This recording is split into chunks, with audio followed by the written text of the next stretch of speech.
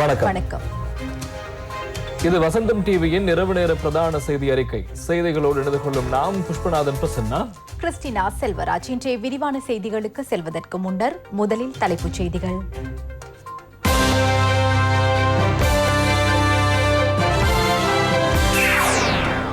அமைச்சருடனான பேச்சுவார்த்தைகள் வெற்றி, நிறைவுக்கு வந்தது ரயில்வே வேலை நிறுத்தம். சாலியின் துப்பாக்கியை மோப்பம் பிடிக்கின்றது சிஐடி. ஜேவிபி டிஎன்ஏ ஜெனீவாவில் நாட்டிற்கு எதிராக செயற்படும் நிலையில் தமிழ் புத்திஜீவிகள் நாட்டிற்கு ஆதரவாக முன்னிலையில். பிணைமுறை மோசடி தொடர்பாக ரவி உள்ளிட்டோர் விளக்கமறியலில். மகேந்திரனை சிங்கப்பூரிலிருந்து அழைத்து வர திட்டம். கொரோனா காரணமாக வேலையிழந்தால் தீர்வு வழங்க தொழில் அமைச்சர் நடவடிக்கை. புட்டின் ஒரு கொலையாளி என்கிறார் ஜோ பைடன்.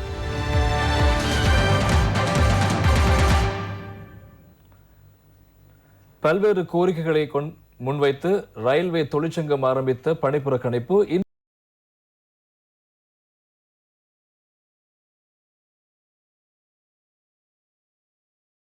இன்று மாலை கைவிடப்பட்டது. போக்குவரத்து அமைச்சர் காமினி லோகுகேவிற்கும் தொழிற்சங்க பிரதிநிதிகளுக்கும் இடையே இடம்பெற்ற பேச்சுவார்த்தையை தொடர்ந்து இந்த தீர்மானம் எடுக்கப்பட்டது. ரயில் சாரதிகளும் உதவியாளர்களும் நேற்று நள்ளிரவு முதல் வேலைநிறுத்தத்தை ஆரம்பித்தனர். இந்த திடீர் வேலைநிறுத்தம் பற்றி அறியாத பலர் இன்று காலை ரயில் நிலையங்களுக்கு வருகை தந்து பெரும் சிரமங்களை எதிர்கொண்டனர். இந்த வேலை நிறுத்தம் எதற்காக ஆரம்பித்தார்கள் என்பதை நாம் அறியோம். இன்று காலை ரயில் நிலையத்திற்கு வந்த பின்னரே ரயில் சேவைகள் இடம்பெறுவதில்லை என்பதை நாம் அறிந்து கொண்டோம். இதனால் பயணிகளே நெருக்கடிக்கு உள்ளாகின்றனர். எந்தவித முன்னறிவித்தலுமின்றி அவர்களின் உரிமைக்காக அவர்கள் போராடுகின்றனர் என்று கூறிக்கொள்கின்றனர். இதனால் மக்களே சிரமத்திற்கு உட்படுகின்றனர். ரயில்வே வேலைநிறுத்தம் முன்னெடுக்கப்பட்ட போதிலும் ஒரு சில அலுவலக ரயில் வண்டிகள் சேவையில் ஈடுபடுத்தப்பட்டன. ரயில் சாரதிகள் சங்கம் கருத்து வெளியிடுகையில், ரயில் சேவையில் இடம்பெறும் பல தவறுகள் காரணமாக ரயில்வே ஊழியர்களிடமிருந்து நஷ்ட ஈட்டை அறவிட அரசாங்கம் எடுத்துள்ள தீர்மானத்தை விலக்கிக் கொள்ளுமாறு கோரியும் மேலும் பல கோரிக்கைகளை அடிப்படையாக கொண்டும் இந்த வேலைநிறுத்தம் முன்னெடுக்கப்பட்டது. உரிய பராமரிப்பின்றிய புகையிரத பெட்டிகள், புகையிரத வீதிகள், புகையிரத சமிஞ்சை தொகுதிகள் போன்றவற்றினூடாகவே நாம் இச்சேவையை முன்னெடுக்கின்றோம். இவ்வாறு புகையிரத சேவையை முன்னெடுக்கும் போது வேகம் குறித்து கவனம் செலுத்தாமை அல்லது ஏனைய பிரச்சனைகள் காரணமாக விபத்துக்கள் ஏற்படலாம். இவ்வாறு விபத்துக்கள் ஏற்படும் போது அதற்குரிய நட்டையீட்டை புகையிரத எஞ்சின் சாரதிகள் மற்றும் புகையிரத ஊழியர்கள் மீது பெற்றுக்கொள்ள தீர்மானிக்கப்படுமாயின் அது பிழையானதொரு தீர்மானமாகும். இவ்வாறு சிறு சிறு அர்த்தங்கள் ஏற்பட்ட போது அவர்கள் ஓய்வு பெற்று சென்ற போதும் அவர்களுக்குரிய ஓய்வூதிய கொடுப்பனவுகளை பெற்றுக் கொடுப்பதில் தாமதம் காட்டுகின்றனர். பல புகையிரத திட்டங்களை முன்னெடுக்கும் போர்வையில் 2016 ஆண்டு புகையிரத திட்ட அலுவலகம் என ஸ்தாபிக்கப்பட்டது. இவ்வலுவலக ஊழியர்களுக்கு சம்பளத்தை செலுத்துவதற்கென 27 மில்லியன் அமெரிக்க டாலர் செலவாகின்றது. இது 5000 கோடி ரூபாவுக்கும் அதிகமாகும். விசேடமாக அனுமதி அட்டைகளை விநியோகிப்பதற்கென தற்போது முறையொன்று வகுக்கப்பட்டுள்ளது. இதற்கும் 22 மில்லியன் அமெரிக்க டாலர் செலவாகின்றது. ஆசிய அபிவிருத்தி வங்கியின் நிதியுதவியின் கீழ் இது முன்னெடுக்கப்படுகின்றது. ஜனாதிபதியும் பிரதமரும் இது குறித்து உடனடியாக கவனம் செலுத்த வேண்டும் என கேட்டுக்கொள்கின்றோம். பொதுமக்களுக்கு ஏற்பட்டுள்ள அசௌகரியங்கள் குறித்தும் நாம் வருந்துகிறோம். නීති රෙගුලාසිටි යටතේ දුම්රිය ධාවනය කරන්න ගත්තොත් ඒ නිසා මේවා නිවැරදිව සකස් කරන තුරු මෙච්චර කාල දුම්රිය ධාවනය කරපු ආකාරයට දුම්රිය ධාවනය කරන්න ඉඩකඩ අපිට සලසා දෙන්න කියලා තමයි අපි ඉල්ලීම කරන්නේ. குறுகிய நோக்கங்களை அடிப்படையாக கொண்டு இந்த வேலைநிறுத்தம் முன்னெடுக்கப்பட்டதாக இலங்கை ரயில்வே சுயசக்தி சங்கம் குற்றம் சாட்டியுள்ளது. இது ரயில்வே துறையை சீர்குலைக்கும் ஒரு முயற்சியாகும். திடீரென நேற்று பகல் 1 மணி அளவில் ரயில் சேவைகளை இடைநிறுத்திவிட்டார்கள். பின்னர் பிற்பகல் 3 மணிக்கு சேவையை ஆரம்பித்து நள்ளிரவு 12 மணிக்கு மீண்டும் நிறுத்திவிட்டார்கள். இவ்வாறான ஒரு நடைமுறை இல்லை. பணி பகிஷ்கரிப்பை மேற்கொள்வதாக இருந்தால் ஏற்கனவே அறிவித்திருக்க வேண்டும். இதனால் அவர்களுக்குள் ஒரு சர்ச்சை இருக்கின்றது என்பது தெளிவாகின்றது. இதே நேரம் போக்குவரத்து அமைச்சர் காமினி லோகுகேவிற்கும் தொழிற்சங்க பிரதிநிதிகளுக்கும் இடையே இடம்பெற்ற பேச்சுவார்த்தையை தொடர்ந்து வேலைநிறுத்தம் கைவிடப்பட்டது. அமைச்சர் காமினி லோகுகேயுடன் நாங்கள் நீண்ட நேரம் பேச்சுவார்த்தை நடத்தினோம். பேச்சுவார்த்தைகள் வெற்றியளித்தன. பல ஆண்டுகளாக முன்னர் இருந்த நிர்வாகத்தினர் மற்றும் அரசியல்வாதிகளால் புரிந்து கொள்ள முடியாத பல விடயங்களை அமைச்சர் புரிந்து கொண்டதோடு பல விடயங்களுக்கு உடனடி தீர்வை பெற்றுக் கொடுத்தார். அதற்காக நாம் அமைச்சருக்கு நன்றி தெரிவிக்கின்றோம். அத்தோடு ரயில்வே திணைக்களத்திற்கு தற்போது ஏற்பட்டுள்ள இந்த நிலை தொடர்பாக எங்களோடு கலந்துரையாடி தெளிவினை பெற்றுக் கொள்ள வேண்டும் என கேட்டுக்கொள்கின்றோம். எதிர்காலத்தில் இந்த பிரச்சனைகளை தீர்த்து வைக்க நீங்கள் சாதகமான தீர்வுகளை எடுப்பீர்கள் என எதிர்பார்க்கின்றோம். உண்மையில் பல பிரச்சனைகள் உள்ளன. அவற்றுக்கு நாம் தீர்வினை பெற்றுக் கொடுக்க வேண்டும். ரயில் சாரதி ஒருவரால் ஏதேனும் விபத்து ஏற்பட்டால் அதற்கான நஷ்டஈட்டை சாரதியிடமிருந்து பெற்றுக் கொடுப்பதாக இருந்தால் அது சாதகமான முடிவுகளை தராது. அவ்வாறு இடம்பெற்ற விடயங்களை ஆராய்ந்து அவற்றை எவ்வாறு தீர்த்து வைப்பது என்பது குறித்தும் நாம் கண்டறிந்தோம். அவர்களது ஒரு சில பிரச்சனைகளை பேசினார்கள். சில இணக்கப்பாடுகளும் எட்டப்பட்டன. எதிர்காலத்தில் அவர்களுடன் நட்புறவுடன் கலந்துரையாடி பிரச்சனைகளை தீர்த்து வைப்போம். வேலைநிறுத்தம் கைவிடப்பட்டதை தொடர்ந்து இன்று பிற்பகல் தொடக்கம் வழமையான நேர அட்டவணைக்கு ரயில் சேவைகள் இடம்பெற்றன.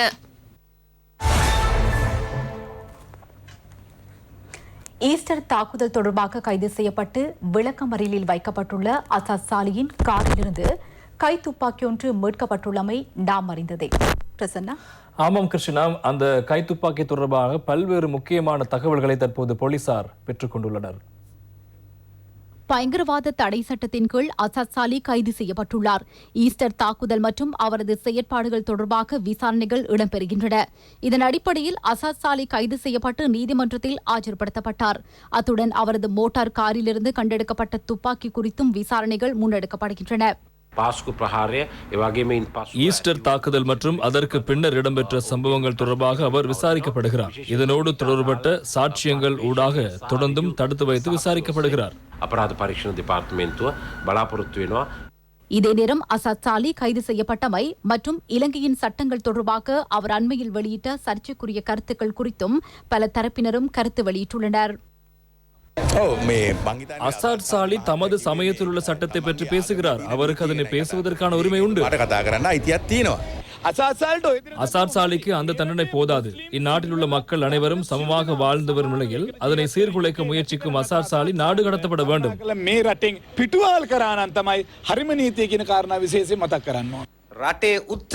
எந்த இனமாக இருந்தாலும் யாராக இருந்தாலும் நாட்டின் சட்டத்திற்கு அனைவரும் அடிபணிய வேண்டும். அதற்கு எதிராக எவரேனும் பேசியிருந்தால் நாம் அதற்கு இணங்குவதும் இல்லை, எமது கட்சி இணங்குவதும் இல்லை. அவரது கருத்து யாப்புக்கு உட்பட்டது அல்ல. அசாத் சாலிக்கு ஒரு சட்டம் எங்களுக்கு ஒரு சட்டமா? அவ்வாறு பல சட்டங்கள் இருக்க முடியாது. ஒரு சட்டம் மாத்திரமே இருக்க வேண்டும்.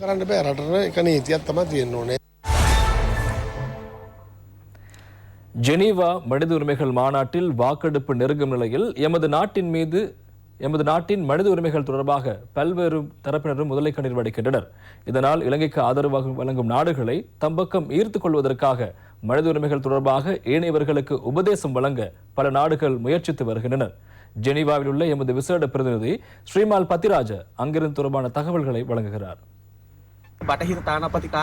மேற்கத்திய நாடுகளின் தூதரகங்களில் இலங்கை தொடர்பான பார்வை மேலும் குரோதமாகியுள்ளது. விசேடமாக ஐக்கிய ராஜ்யத்தின் தூதுவர் நேற்றைய தினம் இந்திய தூதுவரை சந்தித்து இலங்கைக்கு ஆதரவளிக்க வேண்டாம் என நேரடியாகவே தெரிவித்துள்ளார். இதற்கு முக்கியமான காரணம், இதற்கு முன்னர் இலங்கைக்கு ஆதரவாக 21 நாடுகள் தமது கருத்துக்களை வெளியிட்டமையாகும். அதனால் இவர்கள் தற்போது குழம்பியுள்ளனர். இலங்கைக்கு எதிரான யோசனையில் அவர்கள் தோல்வியடைந்தால் தமது நட்பெயருக்கு களங்கம் ஏற்படும் என்றும் அவர்களுடைய கையாலாகாத தன்மை வெளிப்படும் என்றும் அவர்கள் அஞ்சுகின்றனர்.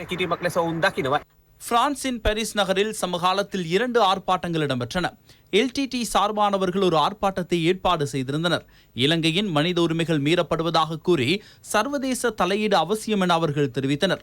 இதே நேரம் அரசு சார்பற்ற பல அமைப்புகளுடன் இணைந்த ஜேவிபியுடன் தொடர்பு பட்டவர்களும் பாரிஸ் நகரில் ஆர்ப்பாட்டத்தில் ஈடுபட்டனர். வெளிநாடுகளில் உள்ள இலங்கையர்கள் மீண்டும் தாயகம் திரும்பும் போது இலங்கையில் முன்னெடுக்கப்படும் தனிமைப்படுத்தல் சட்டங்கள் நியாயமற்றவை என சர்வதேச சமூகத்திற்கு எடுத்துக்காட்டுவதற்காக இவ்வார்ப்பாட்டம் ஏற்பாடு செய்யப்பட்டிருந்தது. பிரான்சில் உள்ள இலங்கை தூதுவரை மோசமான வார்த்தைகள் கொண்டு திட்டியுள்ளதாகவும் செய்திகள் தெரிவிக்கின்றன. அத்தோடு சேறு பூசக்கூடிய வகையிலான பதாதைகளை ஆர்ப்பாட்டக்காரர்கள் ஏந்தியிருந்தனர். சமகாலத்தில் இலங்கைக்கு எதிராக இவ்வாறான 2 ஆர்ப்பாட்டங்கள் ஏற்பாடு செய்யப்பட்டமை ஐநா மனித உரிமைகள் பேரவையின் இலங்கைக்கு எதிரான பிரேரணை குறித்து வாக்கெடுப்பை நடத்த நெருங்கியுள்ள சந்தர்ப்பத்தில் இவ்வார்ப்பாட்டங்கள் குறித்து பலரும் கேள்வி எழுப்பியுள்ளனர். அத்துடன் ஐநா மனித உரிமைகள் கூட்டத்தொடரில் ஆன்லைன் தொழில்நுட்பத்தினூடாக இலங்கை தொடர்பாக 5 பேர் கருத்து தெரிவித்துள்ளனர். பாராளுமன்ற உறுப்பினர் M.A. சுமந்திரன், மனித உரிமைகள் செயற்பாட்டாளர் செரின் அப்துல் ஷரூக் ஆகியோரும் இலங்கைக்கு எதிராக கருத்து வெளியிட்டுள்ளனர். இதே நேரம் இலங்கையில் மனித உரிமை மீறப்படவில்லை என தெரிவித்து தமிழ் முக்கியஸ்தர்களின் 1 லட்சம் கையொப்பங்கள் அடங்கிய மகஜர் ஒன்றை வழங்கவும் திட்டமிடப்பட்டுள்ளது. எல்டிடி அமைப்பு மனித உரிமைகளை மீறிய போதிலும் சிங்கள ராணுவம் அல்லது சிங்கள மக்கள் மனித உரிமைகளை மீறவில்லை என அங்கு தெரிவிக்கப்பட்டது.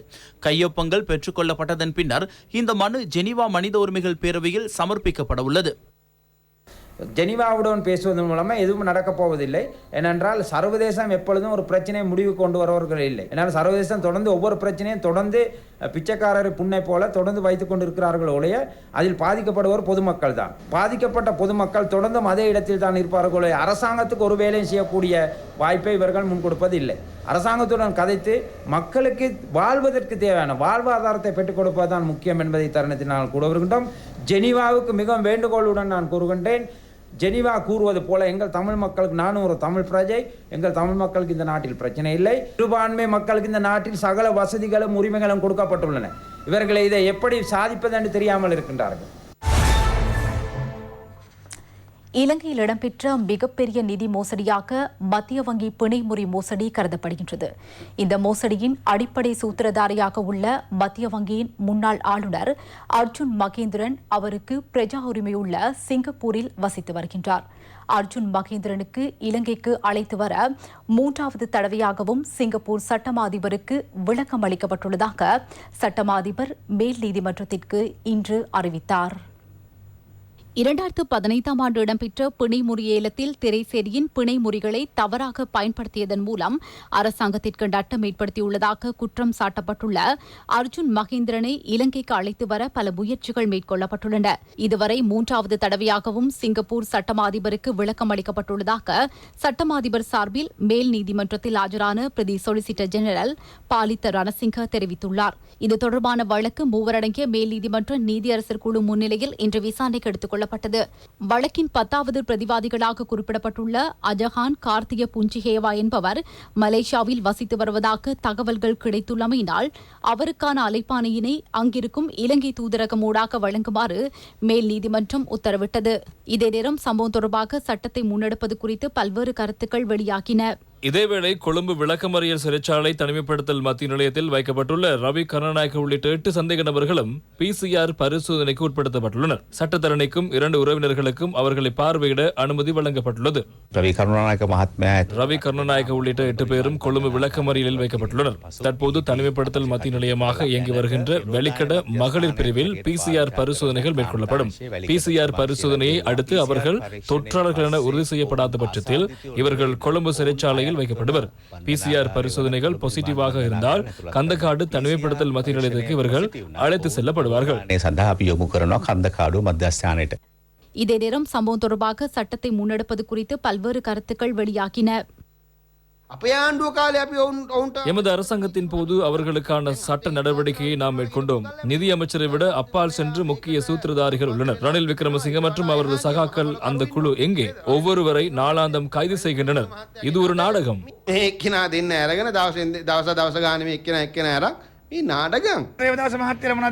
சஜித் பிரேமதாச தரப்பினர் கூறி வந்த விடயம் எவரையும் இது தொடர்பாக கைது செய்யவில்லை என்றும் நடவடிக்கை எடுக்கவில்லை என்றும் ஆகும். இப்போது நடவடிக்கை எடுத்துள்ளோம். இப்போது மாகாண சபை தேர்தல் வருவதாகவும் அதற்காக அரசியல் பழிவாங்கலுக்காக இவர்கள் கைது செய்யப்படுவதாகவும் கூறுகின்றனர். இது இரட்டை வேடம். முன்னைய திருடர்கள் கூட்டம் இதிலிருந்து விடுபட முடியாது. கைது செய்தால் அரசியல் பழிவாங்கல் என்று கூறுகிறார்கள். கைது செய்யாவிட்டால் சட்டத்தை நிலைநிறுத்தவில்லை என்று கூறுகிறார்கள். நாட்டு மக்களை ஏமாற்றும் ஒரு எதிர்க்கட்சியே இன்று உள்ளது.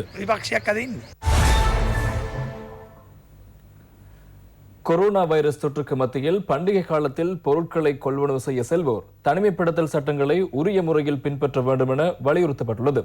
இது பற்றி கண்டறியும் பொதுமக்களின் பாதுகாப்பு கருதியும் சிவில் உடையில் போலீசாரை கடமையில் ஈடுபடுத்தப் போவதாக போலீசார் தெரிவித்துள்ளனர். இதே நேரம் தடுப்பூசி ஏற்றும் நடவடிக்கைகள் தொடர்ந்தும் முன்னெடுக்கப்படுகின்றன.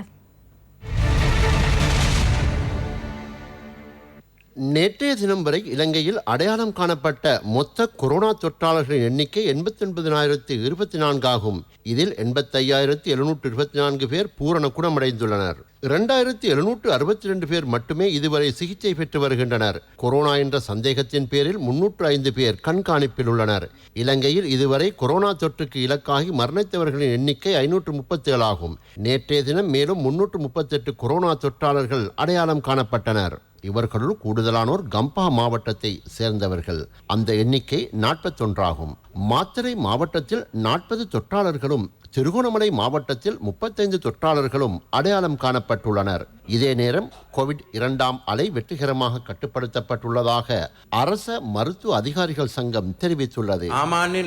இலங்கையில் கண்டுபிடிக்கப்படும் தொற்றாளர்களின் எண்ணிக்கை கணிசமாக வீழ்ச்சி கண்டுள்ளது. முற்றாக கட்டுப்படுத்தப்படவில்லை. எந்த ஒரு சந்தர்ப்பத்திலும் நோய் மீண்டும் தலை தூக்கலாம். கோவிட் கட்டுப்பாட்டில் வெற்றிகரமான தன்மை தடுப்பூசி ஏற்றும் நடவடிக்கையிலேயே தங்கியுள்ளது. தடுப்பூசி ஏற்றுவதில் எவ்வித பாதிப்பும் ஏற்பட போவதில்லை. இந்த தடுப்பூசி மீது எமக்கு நம்பிக்கை வைக்க முடியும். உங்களுக்கு நோய் தொற்று ஏற்பட்டு மரணத்தை தழுவக்கூடிய நிலை ஏற்படுவதிலிருந்து தவிர்த்து கொள்வதற்காக தடுப்பூசி ஏற்றுமாறு கேட்டுக்கொள்கின்றோம். அத்தோடு நோய் தொற்றுவதற்கான வாய்ப்பும் இதனூடாக குறைவடைகின்றது. பண்டிகை காலத்தில் பொருட்களை கொள்வனவு செய்ய செல்வதிலிருந்து தவிர்த்து கொள்ளுமாறு அரச மருத்துவ அதிகாரிகள் சங்கம் பொதுமக்களை கேட்டுள்ளது. பண்டிகை காலத்தில் மக்கள் பெருமளவில் ஒன்று கூடுகின்றனர். சில கடைகளில் மக்கள் நெரிசலில் சிக்குண்டிருப்பதையும் அவதானிக்கின்றோம். அன்பளிப்பு பொருட்களை கொள்வனவு செய்வதற்காக அவர்கள் இவ்வாறு செயற்படுகின்றனர். பொருட்கள், ஆடைகள் ஆகியவற்றை கொள்வனவு செய்வதிலிருந்து முற்றாக தவிர்த்து கொள்ளுங்கள். சட்டத்தினால் அவற்றை வரையறுக்கும் வரை இருக்க வேண்டாம். ஒழுக்க ரீதியாக செயற்பட்டு தம்மையும் தமது குடும்பத்தினரையும் பாதுகாத்துக் கொள்ளுமாறு கேட்டுக்கொள்கின்றோம். நேற்றைய தினம் 9667 தடுப்பூசிகள் ஏற்றப்பட்டுள்ளன. இலங்கையில் இதுவரை 8,06,449 தடுப்பூசிகள் ஏற்றப்பட்டுள்ளன. கொரோனா தொற்று காரணமாக வேலையிழந்த தனியார் துறை ஊழியர்கள் தொடர்பான தகவல்களை தொழில் அமைச்சுக்கு வழங்குமாறு அமைச்சர் நிமல் சிறிபாலடி சில்வா தெரிவித்துள்ளார். கொரோனா தொற்றுக்கு மத்தியில் இலங்கையில் உள்ள தனியார் துறை ஊழியர்களுக்கு ஏற்பட்டுள்ள பாதிப்புகள் தொடர்பான தகவல்களை திரட்டுவதற்கு தொழில் அமைச்சு தீர்மானித்துள்ளது. அவர்களுக்கு ஏதேனும் நிவாரணங்கள் வழங்க வேண்டியிருந்தால் அது தொடர்பாக மதிப்பீடு செய்யும் நோக்கில் இந்த வேலை திட்டம் ஆரம்பிக்கப்பட்டுள்ளது. வேலை இழந்தவர்களின் பெயர், தொலைபேசி இலக்கம், முகவரி, பணிபுரிந்த இடத்தின் முகவரி, சேவை காலம், இறுதியாக பெற்ற அடிப்படை சம்பளம் ஆகிய தகவல்களை வழங்க வேண்டும். இந்த தகவல்கள் தொழில் ஆணையாளர் தொழில்நுட்ப உறவுகள் பிரிவு 11வது மாடி நடவடிக்கை இல்லம் கொழும்பு 5 எனும் முகவரிக்கு ஏப்ரல் 1ஆம் தேதிக்கு முன்னர் அனுப்பி வைக்கப்பட வேண்டும். irlabor456@gmail.com எனும் மின்னஞ்சல் முகவரிக்கும் தகவல்களை அனுப்பி வைக்கலாம். மேலதிக விவரங்களுக்கு 0112 33 68 502 எனும் தொலைபேசி இலக்கத்துடன் தொடர்பு கொண்டு பெற்றுக்கொள்ள முடியும் என தொழில் ஆணையாளர் தெரிவித்துள்ளார். விவசாய அமைச்சர் மஹிந்தானந்த அலுத்கமகே இன்று வடக்கு கிழக்கு பகுதிகளுக்கு விஜயம் செய்தார். கடந்த அரசாங்கத்தின் போது மட்டக்களப்பு மாவட்டத்தின் கழுதாவளி பகுதியில் 30 கோடி ரூபாய் செலவில் நிர்மாணிக்கப்பட்டு கடந்த 3 வருடங்களாக செயற்படாதிருக்கும் விசேட பொருளாதார மத்திய நிலைய கட்டிடத்தை விரைவில் இயங்க செய்ய நடவடிக்கை எடுக்கப் போவதாக விவசாய அமைச்சு தெரிவித்துள்ளது. ராஜாங்க அமைச்சர் சதாசிவம் வியாலேந்திரனின் அழைப்பின் பேரில் மட்டக்களப்பு மாவட்டத்திற்கு விஜயம் செய்த அமைச்சர் மஹிந்தானந்த அலுத்கமகே இவ்விடயம் தொடர்பாக ராஜாங்க அமைச்சர் சசீந்திர ராஜபக்சவின் கவனத்திற்கு கொண்டு வந்தமையை அடுத்து இந்த பொருளாதார மத்திய நிலையத்தை விரைவில் திறந்து வைக்க துரித நடவடிக்கை எடுக்கப்பட்டுள்ளது. குறித்த பொருளாதார மத்திய நிலையத்திற்கு அமைச்சர் மற்றும் ராஜாங்க அமைச்சர் உள்ளிட்டோர் விஜயம் செய்து மேற்கொள்ள வேண்டிய நடவடிக்கைகள் குறித்து ஆராய்ந்தனர். இதன்போது ராஜாங்க அமைச்சின் செயலாளர் GMA டக்ளஸ், மாவட்ட அரசாங்க அதிபர் K கருணாகரன் உள்ளிட்ட பலரும் கலந்து கொண்டனர். கடந்த 3 வருடங்களாக இது உத்தியோகபூர்வமாக திறக்கப்படாத நிலையிலே காணப்பட்டது. ஆகவே ஒரு பெருமளவான நிதியை செலவழித்து கட்டப்பட்ட இந்த கட்டிடம் இந்த மாவட்ட இந்த பகுதி மக்களுக்கும் பிரயோசனம் அற்ற ஒன்றாகத்தான் கடந்த 2.5-3 வருடங்களாக இருந்து வருகின்றது. இன்று அமைச்சில் இருந்து மேலதிக செயலாளர் திரு டக்ளஸ் அவர்கள் இங்கு வருகை தந்திருக்கிறார். இப்பொழுது நாங்கள் எங்களுடைய மாவட்ட அரசாங்க அதிபருடைய தலைமையில் எங்களுடைய மண்முனை தென்னறிவில் பற்றி பிரதேச செயலாளர் மற்றும் சம்பந்தப்பட்ட திணைக்கள தலைவர்கள் உத்தியோகஸ்தரோடு கலந்துரையாடலை மேற்கொண்டு வேகமாக தாமதம் இல்லாமல் இந்த கட்டிட தொகுதியை திறந்து இது என்ன நோக்கத்துக்காக கட்டப்பட்டதோ அந்த நோக்கத்துக்கு அடிப்படையில் நாங்கள் இப்பொழுது கையில் எடுத்திருக்கின்றோம். இதே நேரம் கிராமிய பொருளாதாரத்தை மேம்படுத்தும் தேசிய நிகழ்ச்சி திட்ட கூட்டம் வவுனியாவில் விவசாய அமைச்சர் மஹிந்தானந்த அலுத்கமகே தலைமையில் மாவட்ட செயலக கேட்போர் கூடத்தில் இடம்பெற்றது. இந்திய அரசாங்கம் எம்முடனேயே இருப்பதாக அமைச்சர் அங்கு தெரிவித்தார். இதுக்கும் கூட பிரஷர் எங்களுக்கு வந்தாச்சு தானே, யுத்தம் இருக்க போகல, இது எல்லாம் நாங்கள் கணக்கெடுக்க மாட்டாங்க. இந்தியா கவர்மெண்ட் எங்களோட ஃபுல்லாக சப்போர்ட் கொடுக்குறது. அவங்க எங்களோட தான் இருக்கிறது. Indian prime minister, Indian government எங்களோட தான் இருக்கிறது. அவங்களுக்கு என்ன சரி வேணும்னா அவங்களுக்கு செய்ய. இதே நேரம் அமைச்சர் மஹிந்தானந்த அலுத்கமகே முல்லைத்தீவு மாவட்டத்திற்கும் விஜயம் செய்தார். ஒட்டுச்சுட்டான் பகுதியில் நெட் கொள்வனவு நிலையத்தையும் அமைச்சர் நேரில் பார்வையிட்டார். නෑ කිලිනොච්චිට වෙනවා මම මේ තවාව ඇතුළ එකකට ගබඩාවකට උඩු සුඩාන් මේ අපේ ඉන්න යාරෙන් පොල්ලා වැඩ වහලා මේ ගබඩාව ඉවරයි ෆුල් දැන් මෙයාට ලොරි ඕනේ මේ ටික මේ පටවලා ඉතුරු ටික ගන්න ලොරි. விவசாயிகளின் ஆலோசனைகளையும் அவர்களது தேவைகளையும் அமைச்சர் கேட்டறிந்தார். முல்லைத்தீவு மாவட்டத்தில் அரசாங்கம் விவசாயிகளிடமிருந்து நெல்லை நியாய விலைக்கு கொள்வனவு செய்து வருகின்றது. நெட் கொள்வனவிற்காக ஒரு தேசிய வேலை திட்டத்தை ஆரம்பித்தோம். 3 லட்சம் மெட்ரிக் டன் நெல்லை அரச களஞ்சிய சாலைகளில் களஞ்சியப்படுத்த நாம் திட்டமிட்டுள்ளோம். இதனை சீர்குலைக்க பல தரப்பினர் முயற்சித்தனர். இந்நிலையில் ஆயிரக்கணக்கான விவசாயிகள் நெட் சந்தைப்படுத்தல் சபைக்கு நெல்லை வழங்கி வருகின்றனர். போதிய அளவு களஞ்சியங்கள் எம்மிடம் உண்டு. அரசாங்கத்திற்கு நெல்லை பெற்றுக் கொடுப்பதில் விவசாயிகள் கூடிய கரிசனை காட்டி வருகின்றனர்.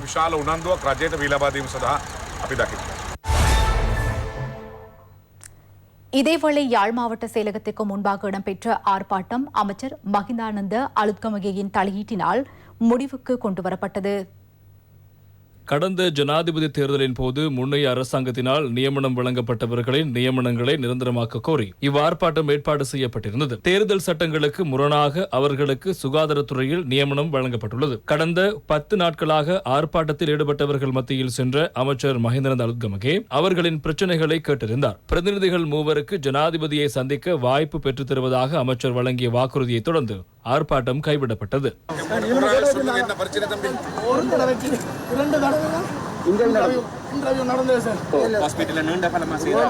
அந்த அடிப்படையில் இன்டர்வியூ எடுத்து இவையில உள்வாங்கினது. கொஞ்சம் பேருக்கு லெட்டர் கொடுத்தது, கொஞ்சம் பேருக்கு போகல, கொஞ்சம் பேருக்கு வரையில. அதுக்கு பிறகு சார் இந்த கவர்மெண்ட் மாறினா பிறகு இந்த வேலை திட்டத்தை அப்படியே நிப்பாட்டி இருந்தாங்க. அப்ப ஊழல் இருக்குன்னு சொல்லி நிப்பாட்டினது. Have you wrote to the president? You write the letter. I'll take it up. You write the letter, will you? எலெக்ஷனுக்கு 3 நாளுக்கு தான் இந்த இது கொடுத்திருக்கு. இதே மாதிரி போன அரசாங்க காலத்தில் லாஸ்ட் மினிட்ல எலெக்ஷன் கொஞ்சம் நேரம் இதே மாதிரி எந்த பக்கத்திலையும் இதே மாதிரி தேர்தலுக்காக கொடுக்கப்பட்ட மாதிரி கொடுத்திருக்கு. 25,000 கிட்ட ஆட்களுக்கு இந்த மாதிரி கொடுத்திருக்கு. இப்ப கவர்னர்ஸ் எல்லாம் அரசாங்கம் ஜனாதிபதிக்கு எழுதிருக்கு. உடனே நாங்கள் ஜனாதிபதி பேசுவோம் இந்த பிரச்சனை. இதேவேளை அங்கு சென்ற தமிழ் தேசிய கூட்டமைப்பு உறுப்பினர் ஒருவரின் உதவியாளராக கருதப்படும் நபர் ஒருவர் அமைச்சரை திட்டியுள்ளார்.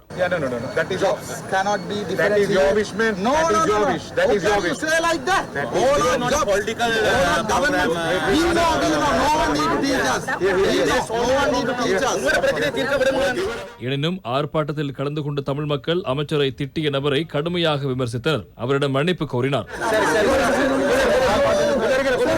இது தொடர்பாக அமைச்சர் சட்ட நடவடிக்கை எடுப்பதாக வழங்கிய வாக்குறுதியை தொடர்ந்து ஆர்ப்பாட்டம் முடிவுக்கு வந்தது.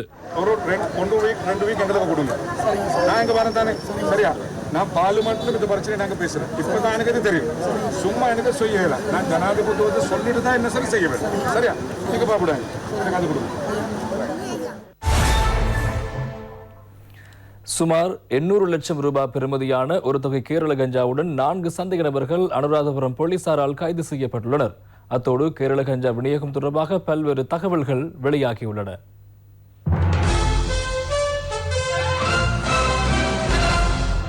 அனுராதபுரம் புதிய கண்டி வீதி பகுதியில் உள்ள விடுதியொன்றிலிருந்து கேரள கஞ்சாவுடன் சந்தேக நபர்கள் கைது செய்யப்பட்டனர். கெக்கிராவ போலீசாருக்கு கிடைத்த தகவலின் அடிப்படையில் அனுராதபுரம் போலீசார் இந்த முற்றுகையை மேற்கொண்டனர். அந்த விடுதி அறையொன்றில் கேரள கஞ்சாவை பொதி செய்து கொண்டிருந்த சந்தேக நபர்களோடு 389 கிலோகிராம் கஞ்சா மீட்கப்பட்டுள்ளது. கேரள கஞ்சாவை எடுத்து செல்வதற்கு பயன்படுத்தப்பட்ட பஸ் வண்டி ஒன்றும் கைப்பற்றப்பட்டுள்ளது. இது தொடர்பான விரிவான விசாரணைகள் முன்னெடுக்கப்பட்டு வருகின்றன. கோவில் பூசைக்காக தாரைப்பூ பறிக்க தோணாவுக்குள் இறங்கிய வாலிபர் நீரில் மூழ்கி மரணமடைந்த சம்பவம் மட்டக்களப்பு களுவங்கேணி பகுதியில் இடம்பெற்றுள்ளது. மதுபோதையுடன் சுமார் 15 அடி ஆழமான தோணாவில் இறங்கி பூ பறித்த போது சேற்றில் புதையுன்று இவர் உயிரிழந்திருக்கலாம் என தெரிவிக்கப்படுகிறது. மாவலடி வேம்பைச் சேர்ந்த மகேந்திரன் கஜேந்திரன் என்பவரே இவ்வாறு உயிரிழந்துள்ளார். ஏறாவூர் போலீசார் சம்பவம் தொடர்பாக மேலதிக விசாரணைகளை முன்னெடுத்து வருகின்றனர்.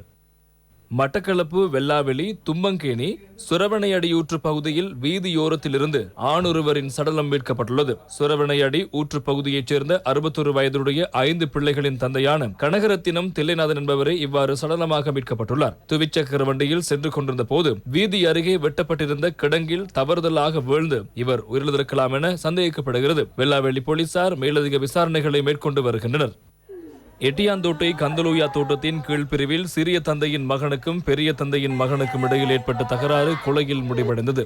பெரிய தந்தையின் மகன் சிறிய தந்தையின் மகனை கத்தியால் குத்தி படுகாயப்படுத்திய போது நாவலப்பிட்டி வைத்தியசாலைக்கு எடுத்து செல்லும் போது அவர் உயிரிழந்துள்ளார். கந்தலூயாவைச் சேர்ந்த 39 வயதுடைய ரவிச்சந்திரன் என்பவரை இவ்வாறு மரணமடைந்தார். சந்தேக நபரான 42 வயதுடைய கண்ணையா கோபாலகிருஷ்ணன் என்பவர் போலீசாரிடம் சரணடைந்துள்ளார். இவர் 3 பிள்ளைகளின் தந்தையாவார். எட்டியாந்தோட்டை போலீசார் மேலதிக விசாரணைகளை மேற்கொண்டு வருகின்றனர்.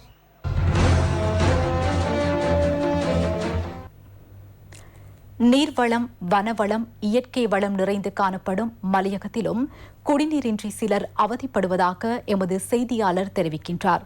ஹட்டன் கூடாஓய மக்கள் சுமார் 15 வருடங்களுக்கு மேலாக குடிநீரின்றி அல்லலுற்று வருகின்றனர்.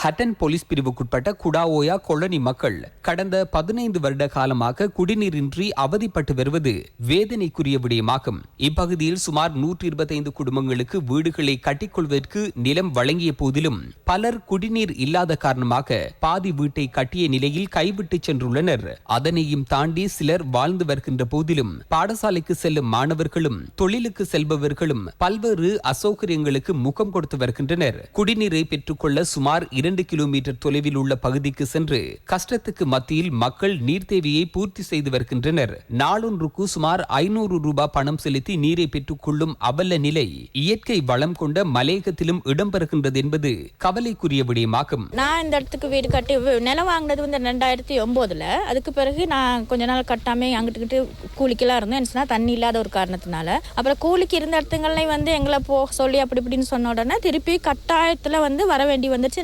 2019 ஜனவரியிலிருந்து இது வரைக்கும் எந்த வீடு தான் ஆக மேல உள்ள வீடு. அதனால எந்த வகையிலுமே தண்ணி எடுக்கிறதுக்கு ஒரு சோர்ஸுமே இல்லை. அப்ப நான் வந்த நாள்ல இருந்து வீடு கட்டவும் காசுக்கு தான் எடுத்தேன். அதுக்கு பிறகு எந்த நாளும் 500 ரூபாய் கொடுத்தா 10 கேன் கொண்டு தருவாங்க ஒரு 3 வீலர்ல. அந்த கிணறு போயிட்டு தண்ணி எடுக்கிறது எனக்கு இந்த கிணறு போவேருமா என்ன வயசுக்கு எனக்கு அந்த ரோட்ல போவே இல்லாது. நாங்கள் தண்ணி தயவு செய்து தண்ணியை செஞ்சு கொடுங்க. சம்பந்தப்பட்ட அதிகாரிகளுக்கும் அரசியல் தலைவர்களுக்கும் இது குறித்து தெரிவித்த போதிலும் எவரும் இது தொடர்பில் அக்கறை செலுத்தவில்லை என அப்பகுதி மக்கள் குற்றம் சாட்டுகின்றனர். இக்கிராமத்தில் வீடுகளை கட்டி வாழ எண்ணிய பலர் குடிநீர் இன்மையினால் சொந்த வீட்டை விட்டு வாடகை வீட்டுக்கு செல்லும் நிலையும் காணப்படுவதாக எமது செய்தியாளர் தெரிவிக்கின்றார். 30-35 குடும்பம் இருக்கும். தண்ணி இல்லாததுனால காணிக்காரவங்க வீடு கட்டாம அடிக்கிறாங்க. அடிச்சிட்டு அப்படி இப்படின்ட்டு போயிடுறாங்க. நிலத்தை கொத்துறாங்க, இது பண்றாங்க. தண்ணி இல்லைன்ட்டு கூலிக்கு அங்கங்க இருக்கிறாங்க. தண்ணி எடுத்து தான் வீடுகள்லாம் கட்டணும். தண்ணி அள்ளி காலையில் 4 மணிக்கு எழுமுனா தண்ணி அள்ளி தான் கட்டிக்கிட்டு இருந்தோம். இப்போவும் அதே பிரச்சனை தொடருது. இப்போ குடிக்கிறதுக்கோ வேற மற்ற வேலைகள் செய்யறதுக்கோ தண்ணி ரொம்ப கஷ்டமா இருக்குது. எங்களுக்கு இந்த தண்ணி உதவியை செய்து கொடுத்தீங்கன்னா எங்களுக்கு பெரிய ஒரு நன்றி கடனா இருக்கு. இத்துடன் வசந்தத்தின் இரவு நேர பிரதான செய்தி அறிக்கை நிறைவுக்கு வருகிறது. எமது அடுத்த பிரதான செய்தி அறிக்கையினை நாளை மதியம் 1 மணிக்கு எதிர்பாருங்கள். வணக்கம்.